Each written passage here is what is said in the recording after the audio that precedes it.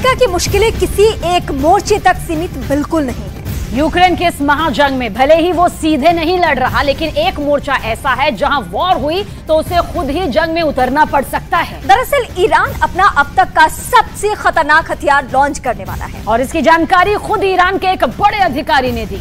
Iran के इस ऐलान के बाद से अमेरिका से इजराइल तक हड़कंप मच चुका है। अमेरिका को पश्चिमी एशिया में अपने सैन्य अड्डों की सुरक्षा की चिंता सताने लगी है और इन्हें महफूज रखने के लिए जो बाइडेन किसी भी हद तक जा सकते हैं। ऐसे में पूरी दुनिया में अब इसे लेकर चर्चा भी तेज हो गई है कि क्या दुनिया में युद्ध का एक और मोर्चा खुलने वाला है।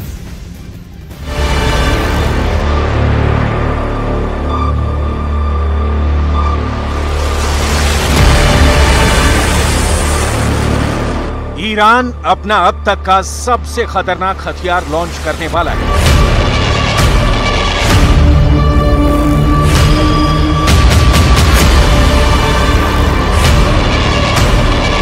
ईरान अपना सबसे बेहतरीन हथियार दुनिया को दिखाने वाला है।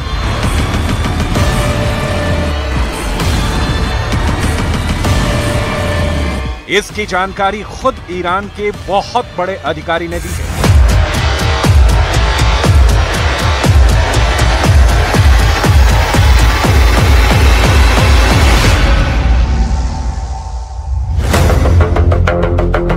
ईरान के इस अफसर की बात हमेशा 100% सच साबित हुई है। ईरान के इस बड़े अधिकारी का दावा कभी खोखला साबित नहीं हुआ और यही वजह है कि इस अधिकारी के दावे के बाद से इजराइल से लेकर अमेरिका तक हड़कंप मचा है। ईरान के दावे से अमेरिका डरा हुआ है, उसे खाड़ी में अपने अड्डों पर खतरा नजर आ रहा है। ईरान के दावे से इजराइल डरा हुआ है, उसे लग रहा है कि इस बार ईरान कोई ऐसी मिसाइल दिखाएगा जो पूरे इजराइल को भस्म कर देगी। ईरान के दावे से अमेरिका के नेटो वाले दोस्त भी दहशत में हैं। ऐसा क्यों कहा जा रहा है, इसकी तह तक जाएंगे तो ईरान के बहुत ही खतरनाक मंसूबों का पता चलेगा। ईरान के जिस अधिकारी ने नए हथियार का जिक्र किया है, उसके दावे की सबसे ज्यादा चर्चा ब्रिटेन में हो रही है। पश्चिमी देशों की सेनाएं इस सवाल का जवाब जानना चाहती हैं।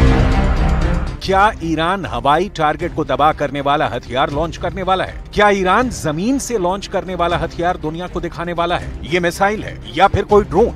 क्या ईरान समंदर में दुश्मन पर अटैक करने वाला नया हथियार दिखाकर अपनी धाक बढ़ाना चाहता है? सवाल बहुत से हैं और जवाब सिर्फ ईरान के पास है। ईरान कौन सा हथियार दुनिया को दिखाने वाला है, ये फिलहाल किसी को मालूम नहीं। ना ही ईरान की तरफ से इसको लेकर कोई बयान जारी किया गया है, लेकिन IRGC के प्रवक्ता ब्रिगेडियर जनरल रमजान शरीफ की तरफ से ये जरूर कहा गया है। ईरान लगातार अपनी सैन्य क्षमता को बढ़ा रहा है। समुद्री सुरक्षा के लिहाज से ईरान जल्द ही दुनिया को अपना नया और सबसे बेहतरीन स्ट्रेटेजिक सिस्टम दिखाने वाला है। ईरान के लोग इसी साल ही इस आधुनिक सिस्टम को देख पाएंगे। ईरान को हल्के में लेना अब तक पश्चिमी देशों की गलती साबित हुई है। ईरान बहुत बड़ी ड्रोन पावर है, ये सभी जानते हैं। उसके पास शाहिद जैसे खतरनाक सुसाइड ड्रोन है। पूरी दुनिया ईरान की ड्रोन पावर यूक्रेन युद्ध में भी देख चुकी है। ईरान के दिए ड्रोन से कैसे पुतिन की फौज ज़ेलेंस्की के गढ़ में धमाका कर रही है, ये भी सबने देखा है। हाल ही में ईरान ने मैक 13 की स्पीड से चलने वाली हाइपरसोनिक मिसाइल बनाने का दावा किया है। साथ ही दुनिया को खोरम शहर 4 मिसाइल भी दिखाई। इस मिसाइल को लेकर ईरान का दावा है कि ये मिसाइल बहुत ही कम वक्त में लॉन्च के लिए तैयार हो जाती है। इस मिसाइल की रेंज 2000 किलोमीटर है। इस मिसाइल का ऐलान करते हुए ईरान ने अमेरिका और इजराइल को सीधी धमकी दी। इस मिसाइल की रेंज में पूरा इजराइल आता है, तो उसकी ये मिसाइल पश्चिम एशिया, खासकर फारस की खाड़ी क्षेत्र में मौजूद अमेरिका के किसी भी सैन्य ठिकाने को तबाह कर सकती है। خروج فوری نیروهای نظامی و اشغالگر آمریکا از خاک سوریه رو کمکی بزرگ به ثبات و امنیت این منطقه می‌دانیم. ईरान के कई हथियार देखकर अमेरिका बार बार चौंकता रहा है। ईरान के पास छोटी दूरी तक मार करने वाली फतह मिसाइल भी है। ये बैलिस्टिक मिसाइल है और खाड़ी देशों में ईरान के टारगेट्स के लिए बहुत ही खतरनाक मानी जाती है।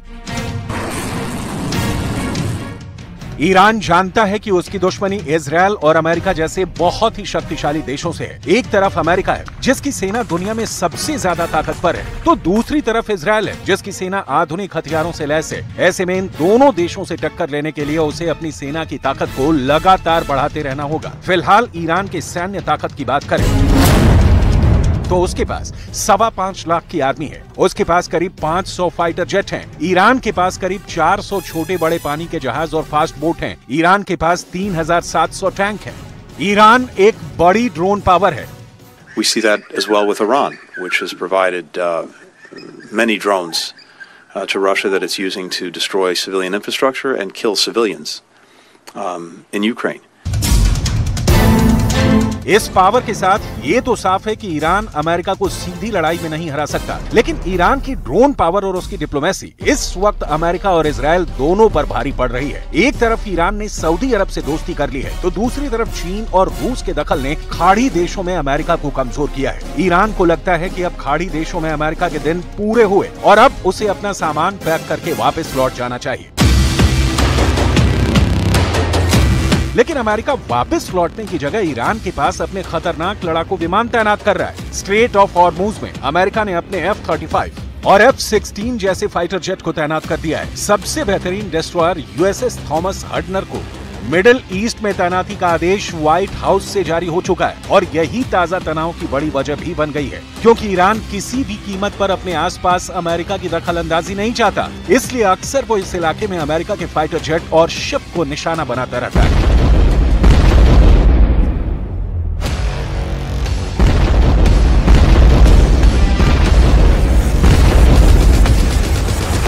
ये वीडियो 5 जुलाई का है। इसमें साफ नजर आ रहा है कि स्ट्रेट ऑफ हॉर्मुज से ऑयल टैंकर गुजर रहा है, तभी इसके पास कमांडोज से भरी बोट आ जाती है। अमेरिका का कहना है कि उसके 2 oil tanker gulf of Oman से गुजर रहे थे, तभी ईरान की नेवी ने उस पर हमला कर दिया।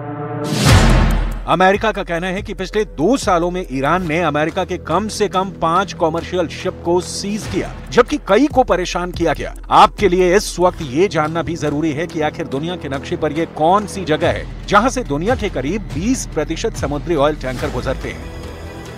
स्ट्रेट ऑफ हॉर्मुज ये एक ऐसा बेहद छोटा रास्ता है जहां से आधी दुनिया का तेल व्यापार होता है। कई देशों के लिए तेल इसी हिस्से से होकर ट्रांसपोर्ट किया जाता है, साथ ही दूसरे कई तरह के व्यापार भी इस रास्ते से होते हैं। स्ट्रेट ऑफ हॉर्मुज संयुक्त अरब अमीरात और ईरान के बीच एक संकरा समुद्री रास्ता है, जिसे युद्ध के हालात में ईरान कब्जा करके बंद कर सकता है। यही अमेरिका का सबसे बड़ा डर है।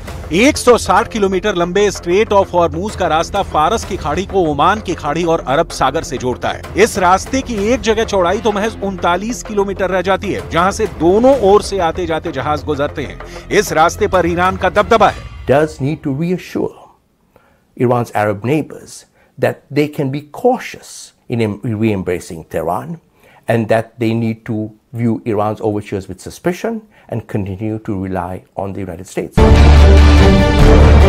स्ट्रेट ऑफ हॉर्मुज में ईरान अमेरिका और उसके साथी देशों के कमर्शियल शिप ही नहीं बल्कि उसकी महाबली नौसेना को भी अक्सर परेशान करता है। दोनों के बीच बहुत दादागिरी देखने को मिलती है। ईरान अमेरिका की नौसेना को यहाँ अपने लिए खतरा मानता है। यही वजह है कि अपने जहाजों को सुरक्षित पैसेज देने के लिए अमेरिका अपना सबसे खतरनाक लड़ाकू विमानों को यहाँ तैनात करने का फैसला किया। तो वहीं अमेरिका से टक्कर लेने के लिए और दुनिया के नक्शे पर अपनी धाक जमाने के लिए ईरान लगातार अपने हथियार गोदाम को बढ़ा रहा है।